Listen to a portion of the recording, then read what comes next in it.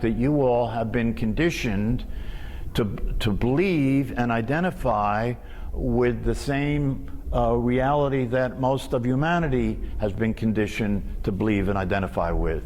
And that is so much the case that when we talk, when we interact with each other, you can't help but come from that. You can't help but come from that conditioning. You know, you can't help but come from that conditioning. And that's the whole issue. That's the whole problem. That's the reason meditation has value, because in meditation, if you're doing meditation the way it's intended to be done, you're at least backing away a little bit from all this. You know what I mean? It's kind of, if you had a television screen, or better yet, if you had a movie screen, like a movie screen in a movie theater, right? And you were sitting so close to the screen that you couldn't see anything outside of it, right? Right? It would be easy for you to believe, right, that that's reality, right? Right? And that's the way it is for most people, right? The world that they're perceiving is being seen by them as all there is. That's the way it's being seen. And when you practice meditation, it's like you back up a little bit from it, like you back up a little bit from the movie screen, and then you can see, no, that's one thing that's happening that's on the screen, but now I can see beyond that screen and see that it's just the screen. In the same way, when you practice meditation, you can start to expand your horizon. You can start to expand your awareness in such a way that you can begin to realize that what you thought was reality was nothing but an appearance of reality, like the movie is an appearance of reality. It's an appearance of reality. And you know, once you see that it's an appearance of reality, you start to appreciate and understand that maybe I ought to start to pay more attention to what I can see beyond the appearance of things, right? Maybe I ought to start to pay more attention to what I could see beyond the appearance of things. You know, I was listening to a scientist last night. It was a very interesting conversation. I'll have to link this to those of you who are on the email list.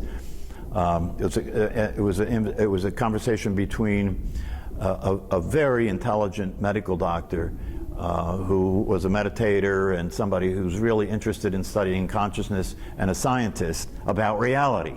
And one of the things that the scientist said is that what most people consider to be reality is nothing but an interface.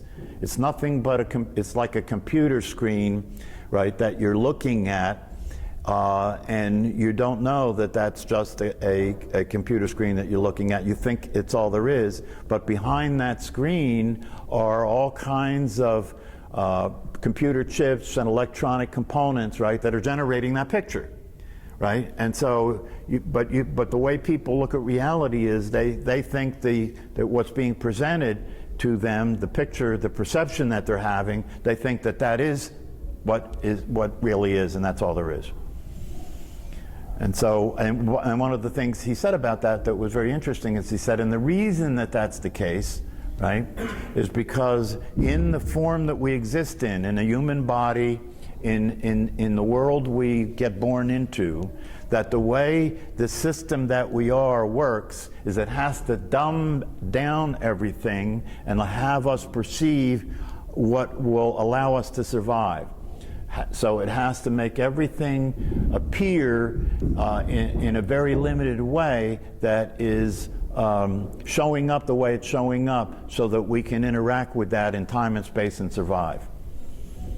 This conversation was so deep that there were things, I mean, I've been at this for a long time, and there were things that they were talking about that I have to go back and see if I can comprehend. But basically, what the essence of what they were both saying is, for somebody who's never heard that stuff before, the essence of what they were both saying is what you have lived in, the world you have lived in that you have considered to be reality, is not reality at all. One of the ways that you can understand that that's the case is just to consider time. You know, just to consider time. And it's not hard to see, if you really contemplate time, that time isn't real. There's many different ways to understand that that's true. I mean, one way to understand that that's true is right now in Moscow, it's not this time.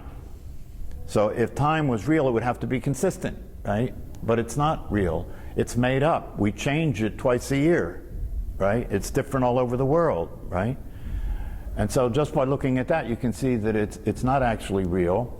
But one thing that is real all over the world is it's now, right? It's now all over the world. No matter what the clock says, it's now all over the world. So now we can see that time isn't real, it's a perception, it's an illusion, it's made up. Why is it made up? It's made up so we have a way to function. You see what I'm saying? We're using it as a way to function. So we can look at things and organize ourselves in such a way where we can relate to what has happened and what will happen and what is happening. It's just a useful way of organizing experience, right? But in reality, it's not true at all. And so then, if it's not true at all, is it useful beyond its practical application? I'm not just talking about time now. One element of what we call reality is time. And then if you ask the question, is it useful beyond its practical application? You know, and if you look at that and you really examine it, the answer is no. It's not useful beyond its practical application. Why? Because most people take time to be real enough that they live in the future or the past instead of the present. Yes?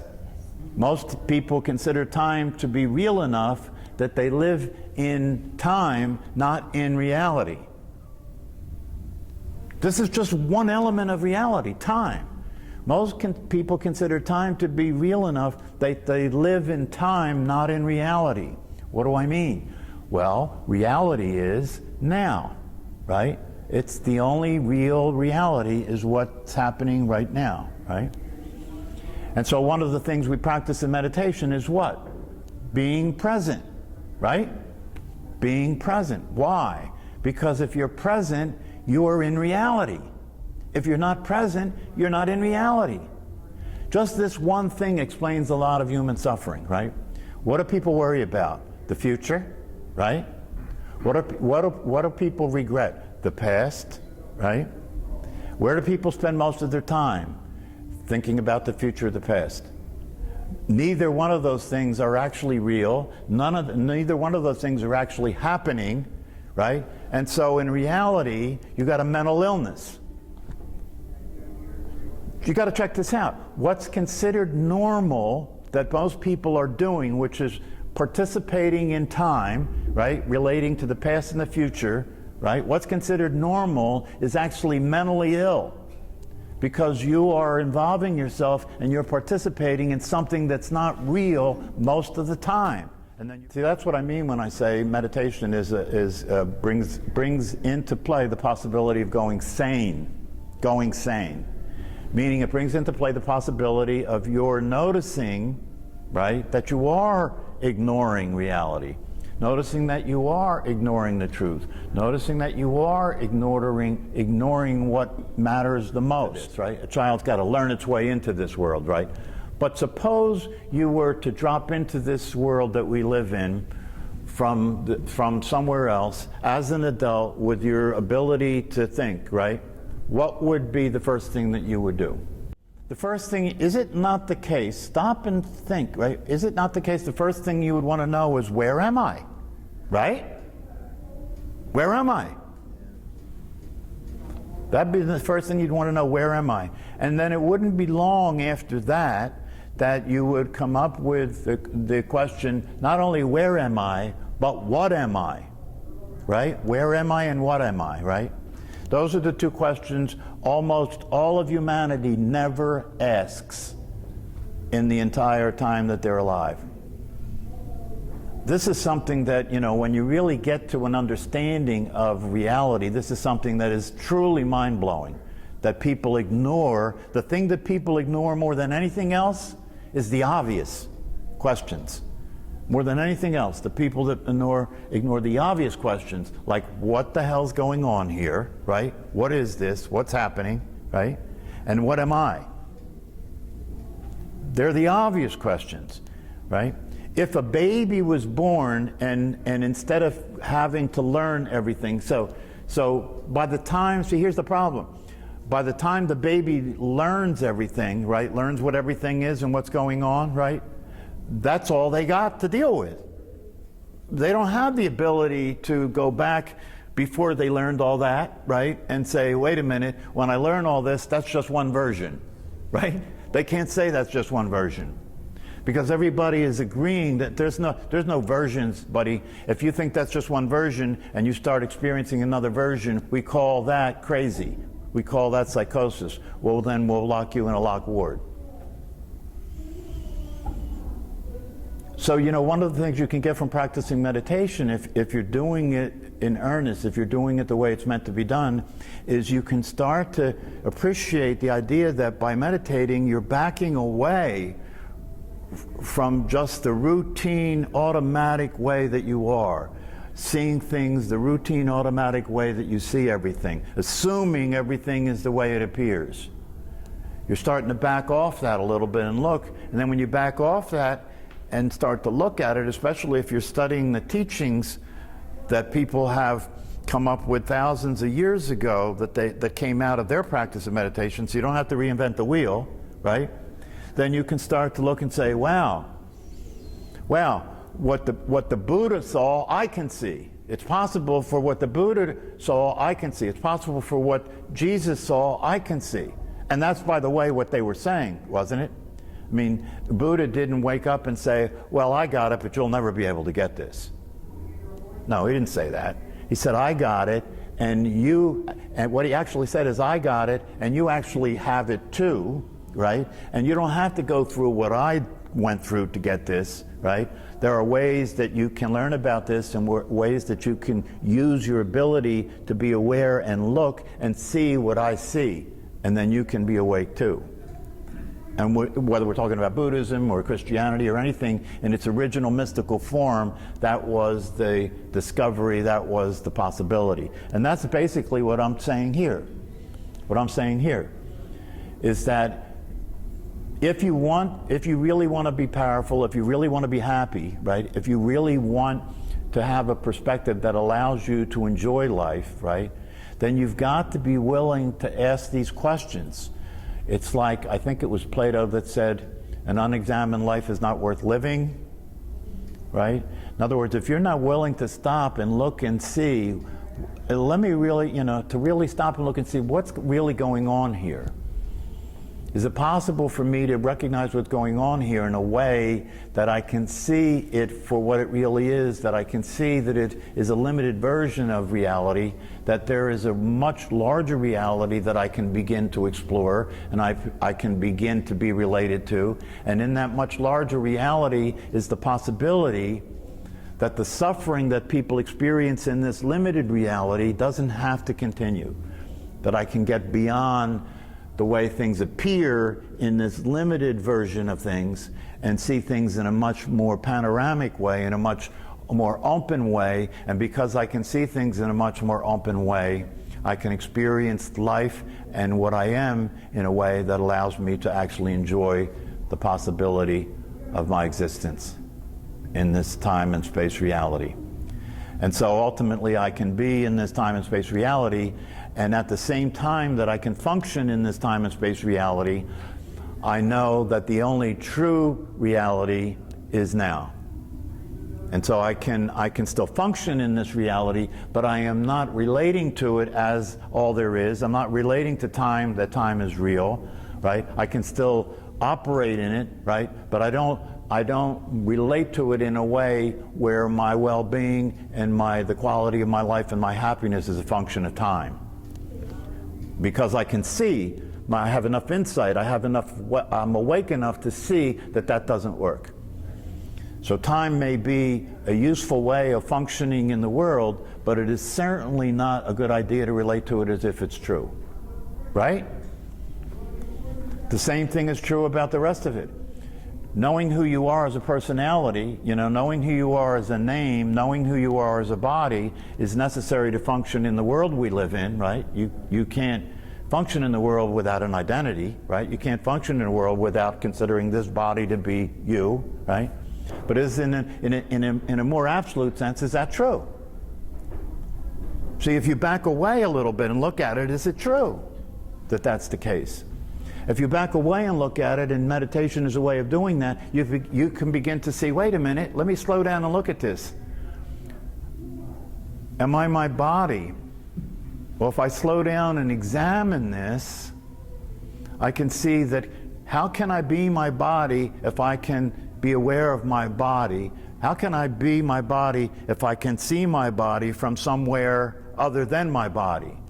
How can I be aware of my body if I can feel my body? There must be a place that I am, that there's some space between there and my body for me to feel my body. Do you understand what I'm saying? All you have to do is examine things more closely, and the evidence presents itself to you that it's really not possible for me to be my body. Now, I was taught that I was, right? And in the world we live in, you have to walk around and respect that, you know, that way that human beings think, right? So nobody thinks you're crazy. But you can still know the truth. You can still know the truth, and you can live related to the truth instead of living related to the agreements that everybody has about what reality is. And then you're operating in reality about what's not real instead of operating with what's not real and considering that to be reality. Do you understand? Then you're operating in reality about what's not real instead of relating to what's not real and considering that to be reality. And once you're operating in that reality, you're operating in the reality that works. Meaning that once you're relating to the present moment, you're operating in a reality that works because the present moment is actual. It is what's really happening, right? What you get is you get access. Because when you're there in the present moment, it's possible to be aware of not just what's happening, but aware of yourself. In reality, everything is possible. There's no limitations anymore, right? So you don't have to operate in a world in which what you're seeing is being given by what will allow you to survive. Why? Why? What's the difference between most people and somebody who is awake or enlightened or whatever you want to describe it? What's the most fundamental difference? What's the most important thing? What did Jesus Christ offer his disciples? From what?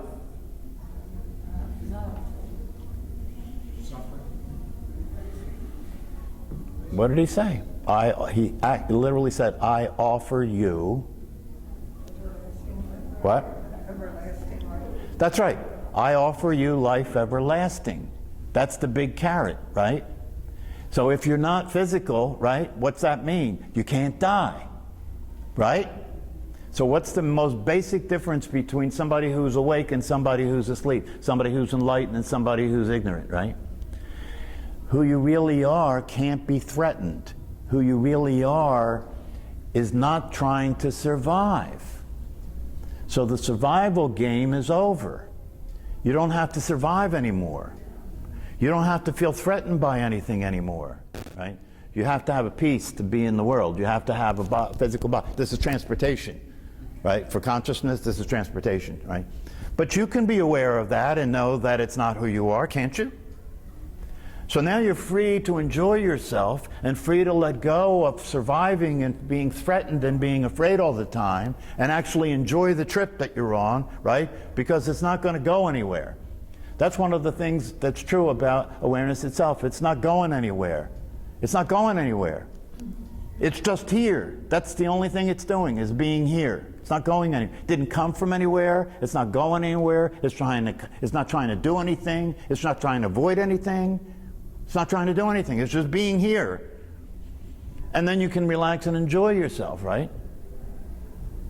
Because there's nothing to be afraid of anymore. Do you understand what I'm saying? That this is the big carrot, this is the big thing, right? And it's kind of interesting because the game that got set up here, the game is pretty obvious that got set up here. You get born into a body, and in order to function as a body in time and space in the world, you have to forget what you really are. Otherwise, you won't be good at survival. Do you understand? Because you won't feel that it's very important to survive, because you'll know that it's not real. Do you understand? So you have to forget what you really are to get good at being to survive. And when the game ends, you'll fail at survival, right? You'll die, so you'll fail at survival, right? So now the thing is there any options here in this game, or is the game limited to that I'm born, I learn how to survive, I work at surviving, and then I fail? Is there any option? Is there any other option? You know, can I get off this game?